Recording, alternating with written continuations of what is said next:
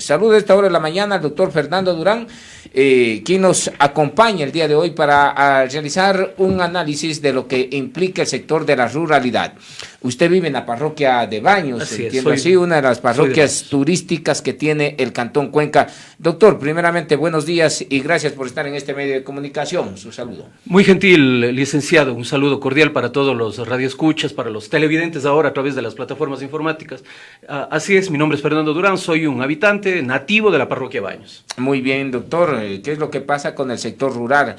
¿Por qué tanto abandono, tanto maltrato al sector rural? Para nosotros como gente de parroquia le tenemos absolutamente claro cuál es la causa de nuestros grandes males. Es que se sigue planificando en eso que se viene conociendo como la relación centro-periferia. Es decir, aquí en Cuenca ustedes pueden ver cómo las obras se planifican y se ejecutan echando cemento sobre cemento, asfalto sobre cemento. Y mientras tanto la ruralidad carece de todo esto. Y le doy un dato que es bastante revelador. Mientras el municipio planifica con esa centralidad, con esa visión de centralidad, sin embargo a nosotros nos echa una carga, como sector rural, nos echa la carga de la urbanización, de la ampliación de la frontera urbana, lo cual nos genera cargas adicionales en el mantenimiento de vías, en el mantenimiento de otros servicios adicionales. ¿Y cuál es la contraprestación que nos da el municipio, las municipalidades en general y a nivel nacional? Mínimamente, prácticamente nada. Lo que tienen que hacer o lo que tenemos que hacer en las juntas parroquiales prácticamente es entrar a administrar o a gestionar las carencias, estas las debilidades. Son las famosas zonas de expansión urbana, cuando en estas zonas no existe ni vías, ni aceras, ni alcantarillado, ni luz eléctrica. Pero qué bien que el municipio, qué bien que el municipio permite lotizaciones, urbanizaciones, y sobre eso va ampliando la frontera urbana, va ampliando las áreas de expansión urbana, sobre las cuales ya tiene otro criterio ya bastante recaudador y cobra más impuestos. Ese es el punto, justamente, ese es el tema más de la recaudación, porque al declarar un sector marginal, un sector rural, un sector que no tiene nada, no tiene características de ser urbano, al declararlo sector urbano, a un sector rural, pues tiene como intención el tema económico. Aumentan los ingresos y para la ruralidad se va perdiendo ese carácter esencial de rural y va aumentando las cargas que se generan. Es decir, para mí, para nosotros, es necesario que haya una contraprestación, una compensación estructural, que ya no se trate únicamente de obras que de manera electorera las diferentes administraciones locales van entregando de acuerdo a su perspectiva, de acuerdo a sus gustos, de acuerdo a sus afinidades, afectos y desafectos, se entregan y no se entregan las obras, mucho más allá de lo que es el presupuesto participativo. Muy bien, doctor, usted ha visto a lo largo de esta historia que se ha administrado los recursos públicos y se ha ejecutado una verdadera política de servicio, o solamente se ha administrado los recursos públicos en base a una política administrativa electorera, que es totalmente diferente. Por ejemplo, vemos hoy por hoy que están de precandidatos, quizás vienen a ser los mismos de siempre, los mismos que han condicionado el tema de las obras por apoyos, respaldos, tarimas y hasta alfombra roja han prendido, ¿no? Correcto. Entonces, ¿qué decir frente a aquellos candidatos que hoy por hoy se sienten o parecen que se creen los ungidos para salvar a los azuayos y cuencanos?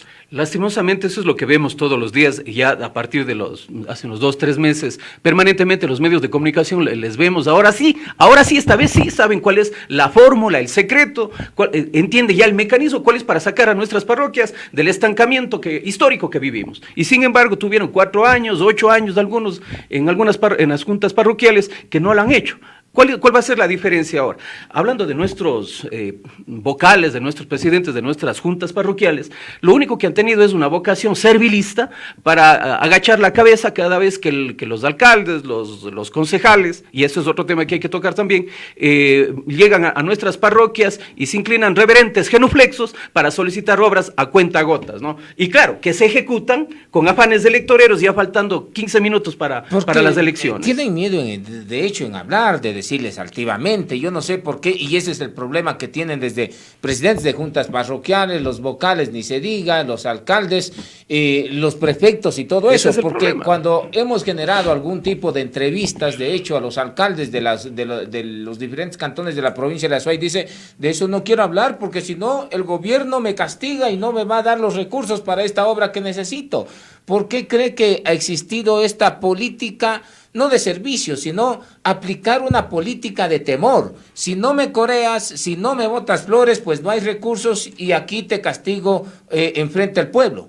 Eso es lo que viene pasando en nuestras parroquias, nuestros presidentes de las juntas parroquiales, y además ahí hay un asunto adicional. Recuerde usted que desde hace algunos años nomás empezamos a tener ya los distritos, se elige en las juntas parroquiales, o más bien en el sector rural, se elige a los concejales rurales, y vaya usted a ver cuál ha sido la verdadera representación que tenemos. Nula, absolutamente nula. Nosotros, las juntas parroquiales, o más bien dicho, el área rural, no tiene una vocería, no tiene una representatividad en el Consejo Cantonal. Cuando llegan allá, nos palmean las espaldas, cuando están de candidatos. Cuando llegan allá, se mimetizan, son otros concejales. Se urbanizan, digamos. Absolutamente. Se desentienden de sus raíces. Muy bien. Y pierden el sentido original para el cual fueron electos, es decir, representar a las juntas parroquiales y a sus necesidades. Y usted entienda que además cada una de las 21 juntas parroquiales tiene sus propias necesidades, sus propias carencias, sus propias necesidades. Pueden hacer en algunas hasta complementarias, pero en el caso de Baños, el sector turístico está absolutamente abandonado. ¿Cómo pueden recuperar la voz? Fernando Cordero estuvo en este medio de comunicación, personalmente lo entrevisté. Aquí tengo una hoja bastante interesante que nos dejó el Corcho Cordero en una entrevista que generamos aquí. Y lo principal y el problema que hay que generar un énfasis bastante interesante es en recuperar la voz cuencana y azuaya para enfrentar el centralismo agónico e ineficiente encima de esto. Parece que coincide usted con esta visión. ¿Por qué? Porque no debemos de tener autoridades blandengues, autoridades que le teman, pues ¿a quién no le teme enfrentarse al poder? Nosotros hemos sido objeto de una persecución politiquera de ciertos personajes que hoy en día están lactando la teta. Ya se les ha de terminar y entonces cantamos aquí a otro ritmo. Pero ¿cómo recuperar, de hecho, esta voz de los cuencanos y azuayos, doctor? La unidad de los pueblos, la unidad de las estructuras sociales, de las estructuras organizacionales de base, eso es lo único que nos puede garantizar recuperar esa vocería que tanto se exige. ¿Para qué? Para demandar, para exigir. Estoy viendo los datos que siempre se vienen repitiendo y no son abstractos, es una cosa concreta.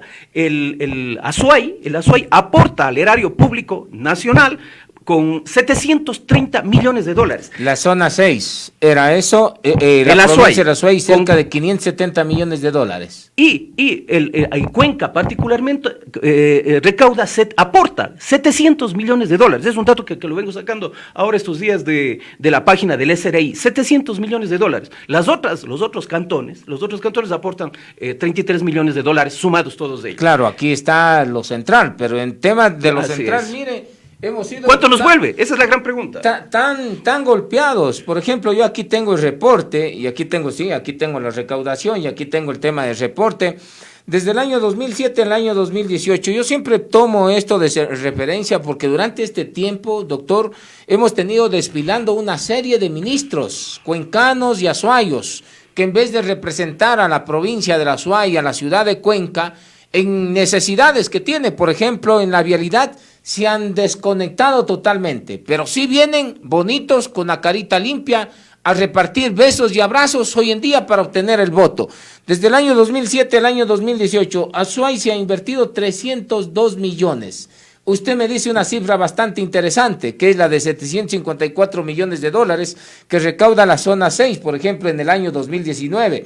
En la provincia de la Azuay, 698 millones. 698 millones. Una cifra y que más de una década, de hecho, se invierte en la provincia de la Azuay 302 millones, teniendo ministros cuencanos, teniendo ministros azuayos. Es una verdadera vergüenza, doctor. Absolutamente. Ahí hay un bicentralismo repartido entre Quito y Guayaquil y sus áreas de influencia, mientras que para el resto del país nos toca tener representatividad o poca o nula representatividad que no sea capaz de exigir lo que en derecho y que por historia nos corresponde. Y nuevamente volvemos, porque teniendo no solo ministros cuencanos, pues no han recuperado la voz de los cuencanos y azuayos. Si tienen miedo, si tienen vergüenza o tienen muchos compromisos. Hay que ver qué es lo que, hay que averiguar las líneas genealógicas de cada uno de ellos, hay que ver dónde están ubicados, qué carguitos están utilizando, de qué puestos se están sirviendo. Ahí está la explicación de todo eso. Ahora, hoy por hoy tenemos candidatos que nos plantean la solución. Parece que hay una varita mágica. Uno de ellos es, por ejemplo, el último ministro que tuvo la provincia de la Azuay, la ciudad de Cuenca, que es el ingeniero Marcelo Cabrera Palacios. Hoy por hoy dice que tiene la fórmula para atender en materia de la vialidad. Ahora sí sabe. No, claro, y parece que si de ministro que estuvo al ladito codeándose con el presidente, no levantó la voz, no recuperó la voz de los cuencanos y azuayos, ¿qué podríamos esperar de alguien así para que nos represente como prefectura de la Azuay? Ya perdió la oportunidad, ya demostró que no puede, no quiere. El hecho es que para el Azuay no ha quedado nada. Revisemos las vías, revisemos el estado de los servicios, en qué estado están quedando, es decir, como aporte, como servicio a la comunidad, al pueblo azuayo, no ha quedado absolutamente nada. Y yo no sé con qué cara ahora se presentan y dicen, ahora sí sé la fórmula, ahora sí te voy a servir Azuay, ahora sí te voy a servir Cuenca. Realmente la gente ya no come cuento, la gente ha despertado, la gente la tiene clara, absolutamente clara, sabe cuál es el origen del problema, sabe cuáles o quiénes son los causantes de esos problemas, y creo que esta vez van a elegir ¿Nos bien. está cuenteando entonces nuevamente el candidato a la prefectura? Es evidente, después del enorme trayecto que ha tenido dentro de la administración local, de la administración provincial, ahora, ¿qué tiene de nuevo para ofrecernos? Él y sus candidatos. ¿Qué tienen de nuevo para ofrecernos? ¿Cuál es la novedad? Bueno, concejales, le entiendo de que ya no va a inscribir esta lista, esta alianza. Recen a quien les recen, no van a tener concejales por un lado, pero sin embargo sí tienen candidatos a la prefectura, viceprefectura, y también tienen un tema de alcaldía. Pero hay otro de los candidatos que nos parece muy interesante, quizás las propuestas con los que nos viene. Dice que ya tiene experiencia, que por ejemplo, que ya ha cambiado, ya tiene otra manera de ver la política. El 3 veces prefecto, hoy candidato a la alcaldía de Cuenca, Paul Carrasco Carpio. Correcto. Allá en Baños hay una posición ya bastante definida. La gente no quiere ese tipo de representantes, no quiere ese tipo de gente en el municipio.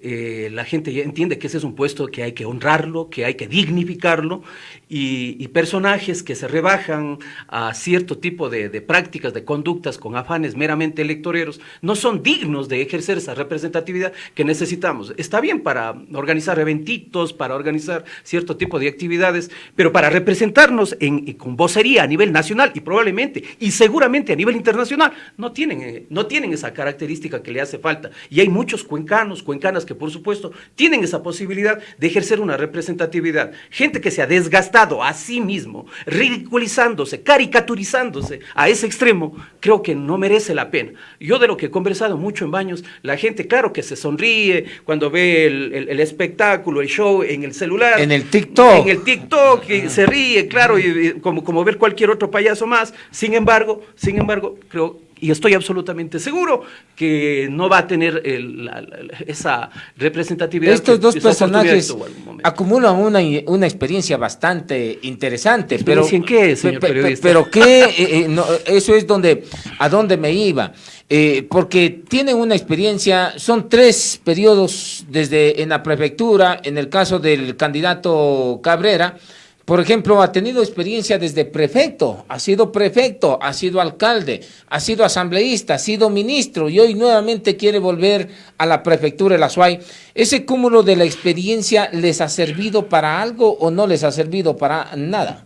Bueno, en lo que a la Azuay y a Cuenca y a sus parroquias respecta, hay que ver los resultados. Por sus obras los conoceréis, dice la Biblia. ¿Cuál es el resultado? ¿Cuál es lo que han dejado para el Azuay? Prácticamente nada, y sobre todo lo que llaman los economistas la pérdida del costo de oportunidad, una oportunidad histórica desaprovechada, absolutamente desaprovechada. En la época de vacas gordas, hoy que estamos en la época de vacas flacas, venir a administrar las carencias, con esa experiencia que dicen tener, creo que nadie les va a creer en este momento. Muy bien, me parece bastante interesante. Mire lo que el día de ayer nos vinieron a dejar. Esto desde la parroquia de Jima. El día de ayer vino la gente en la parroquia de Jima y nos dejó esto. Es esto nada más lo que piden las comunidades, una pala, ¿no? Entiendo es una carretilla, un piquito y aquí una moto niveladora que se la conoce así.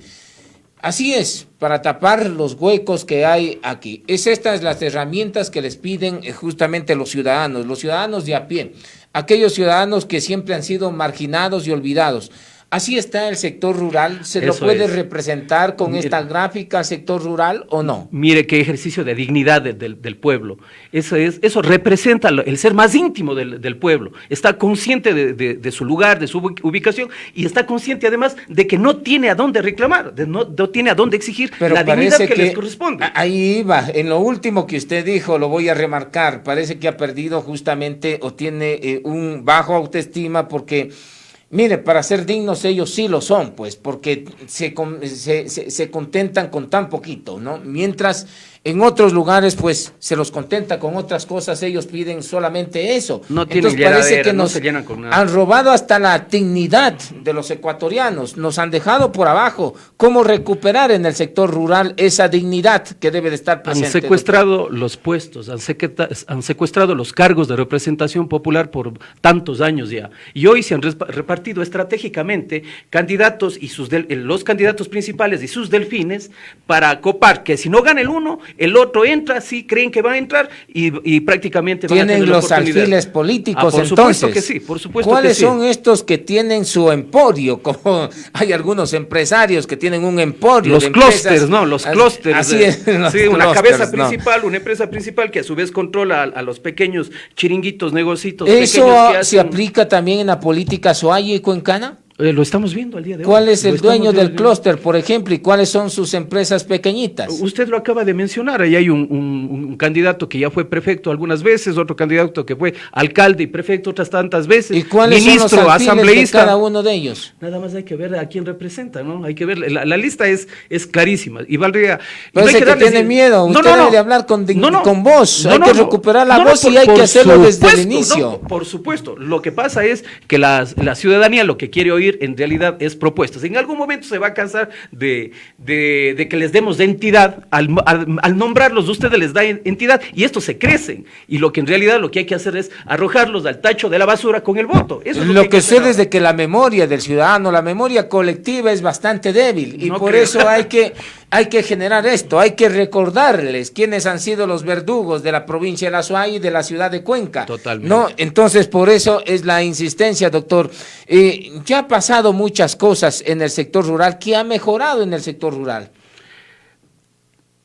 El balance es negativo. Lo que nos ha llegado ha sido por cuentagotas, a veces por el mismo esfuerzo del sector privado, de los migrantes. Hay que recordar que los migrantes son el sostén, el pilar en el que se asienta buena parte de la economía comercial, productiva, turística, si quiere, debe estar reconocida. Debemos reconocer el esfuerzo que hacen ellos. Sin embargo, para como agradecerles a estos que ahora se presentan como salvadores de la patria, muy poco o nada hay que reconocerles porque realmente el estado en el que van quedando las parroquias, los cantones, es absolutamente desastroso, es un abandono total y hay que ver el estado mental, el estado psicológico en el que están actualmente nuestras poblaciones. Es un desánimo, es un sentido de no futuro, como dicen por ahí, que se va expresándose cada vez más. No me queda más que migrar y justamente el día de mañana vamos a tener una entrevista con William Murillo de 1-800 Migrante para que nos explique él cómo está la situación migratoria de los ecuatorianos que hoy en día se pierden inclusive en el camino. Es riesgoso el tema de la ruta y ese es justamente complicado porque las oportunidades son cada vez más escasas, doctor. Cada vez más escasas para la juventud, sin oportunidades para estudio, para trabajo, la salud cada vez más lejos de nuestras comunidades. Yo leo en alguno de los PDOTs que en algunas parroquias no es necesario aumentar la oferta de servicios de salud porque están a 15, a 20 kilómetros del centro cantonal de Cuenca. Eso es gravísimo, lo que el Estado central, es decir, el Estado local, el Estado subnacional, debe estar en una mayor coordinación y con capacidad de exigencia para que en este caso, o Ministerio de Salud, o Ministerio, por ejemplo, de Obras Públicas, o los tres álgidos que son el de Educación, realmente tomen en cuenta las necesidades, porque hay una desconexión absoluta entre lo que se necesita en las parroquias de los cantones y lo que realmente ha venido a ofrecer. ¿Están desconectados actualmente los gobiernos parroquiales del mandante o quizás están desconectados y claro, bastante fuerte es los gobiernos parroquiales con autoridades seccionales? ¿Por dónde va el tema y cómo generar esta unión, frente? Hay una desconexión en doble vía. Por un lado, la representatividad que deberíamos tener nosotros en las juntas parroquiales no existe. ¿Por qué? Porque se deben a los partidos que llegan a las alcaldías, a las prefecturas, y luego cuando se trata de exigir, son sumisos, obedientes.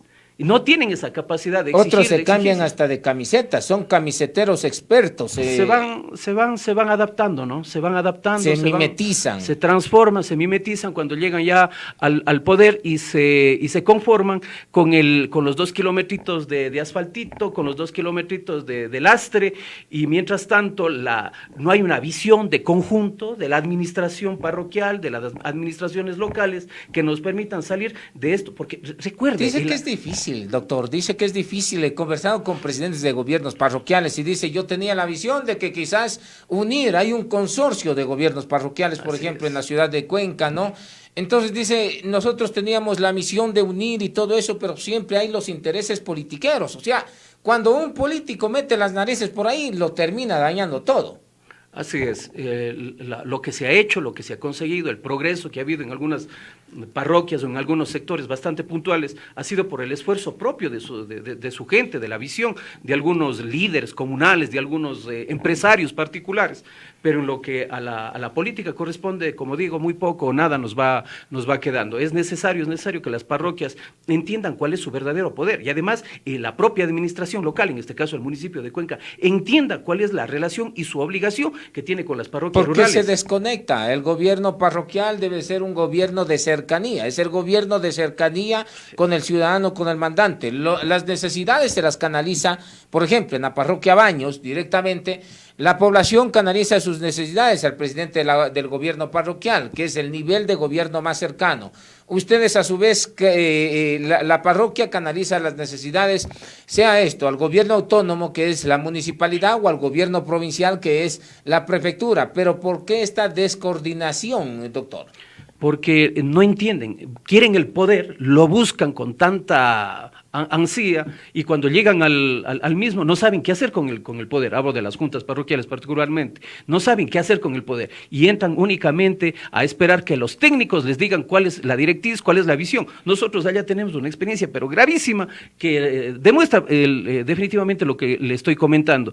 Más de una vez tuvimos que pararle el carro, como se dice vulgarmente, como decimos en el pueblo, al actual presidente, porque nos proponían megaproyectos suntuarios absolutamente desapegados con la realidad, y tan grave es la situación que alguna vez en alguna reunión, cuando se nos proponía un proyecto, el propio representante del municipio le dijo, oiga, ratito, hágame el favor, replante el proyecto con algo más apegado a su realidad, con megas obras que se iban a convertir en elefantes blancos, sin modelos de gestión, sin un presupuesto para reposición, para seguros, es decir, sin una verdadera visión. Y quienes les imponen esa visión muchas veces son los técnicos. Es una cosa bastante grave que ocurre en las parroquias. Y no son tan técnicos. Los técnicos resulta que no son tan técnicos. Allá son puestos justamente dediados. Así es. ¿Por qué? Porque luego se entiende que estos famosos técnicos, en algunos casos, obviamente no puedo hablar por todos, gente absolutamente respetable, profesional, pero por ahí hay algunos actores que son políticos y se presentan como técnicos y que representan los intereses de las constructoras. ¿Ya? Esa es la relación que tienen, y como llegan muchos de nuestros presidentes de las juntas parroquiales sin saber dónde se paran, lo único que dicen es que el técnico me sugirió, es que esto es una cuestión técnica, y como es técnico nos tapa la boca al resto, ¿no es cierto? Entonces, ese es uno de los grandes problemas, es la falta de preparación que tienen verdaderamente los que llegan a este espacio. Hay que reconstruir los niveles de gobierno parroquiales, y en qué ejes se puede fundamentar, se puede consolidar, de hecho, doctor. Está prácticamente todo escrito en la ley, prácticamente, entonces. Hay que entrar a ejecutar las competencias, las exclusivas, las concurrentes, está en la Constitución, está en el COTAD, está en el Código Orgánico de Planificación y Finanzas Públicas, etcétera, etcétera, etcétera, y lastimosamente lo que no se hace es precisamente aplicar, y sobre todo ser condescendientes. Las juntas parroquiales terminan siendo condescendientes con esa voracidad que tienen los municipios para planificar con absoluta prescindencia de las verdaderas necesidades. Se amplía la frontera urbana, nos generan cargas a las parroquias, pero como contraposición, como he venido diciendo, no existe nada. Mire, hay una posición bastante interesante que la dio en su momento el concejal Julio León, que era venía del gutierrismo, cuando estaba Lucio Gutiérrez en la presidencia, y después este movimiento, esta organización política se consolidó, y Julio León era uno de los concejales rurales. Dijo algo que les disgustó al consorcio de gobiernos parroquiales, que eran netamente organismos parasitarios. Lastimosamente, en algunos aspectos creo que sí. Pero no hay que generalizar. Usted sabe, ya puede ser una frase hecha, un cliché eso de que no hay que generalizar, pero en términos generales es así. Mire, porque lo retomo, lo que dijo Correcto. en su momento Julio León. El artículo 267 de la Constitución dice que los gobiernos parroquiales rurales ejercen las siguientes competencias exclusivas sin perjuicio a las adicionales que determine la ley. Y aquí hay dos que voy a nombrar. Gestionar, coordinar y administrar los servicios públicos que sean delegados y descentralizados a los diferentes niveles de gobierno, y en el numeral 7 dice gestionar cooperación internacional para el cumplimiento de sus competencias. ¿Cuál es el asunto en este? Es de que los gobiernos parroquiales y los presidentes de muchos de los gobiernos parroquiales dicen: no ejecuto porque no me da la plata el municipio, o no me da la plata la prefectura, o no me da la plata el gobierno central. Entonces, ahí, ¿cómo se puede generar alguna acción ya en beneficio de la ciudadanía cuando hay una herramienta que dice que debe de gestionar y la gestión a nivel de gobiernos parroquiales no es muy elevada, doctor? Usted acaba de mencionar algo que es importantísimo. La cooperación internacional, a veces se devuelven recursos que llegan a nuestros países, hablando en general en Latinoamérica, es precisamente porque no hay esa capacidad de gestión, de presentar proyectos, de justificarlos técnicamente, y ahí sí, con necesidades técnicas verdaderas. Por lo tanto, se pierde oportunidades que son valiosísimas.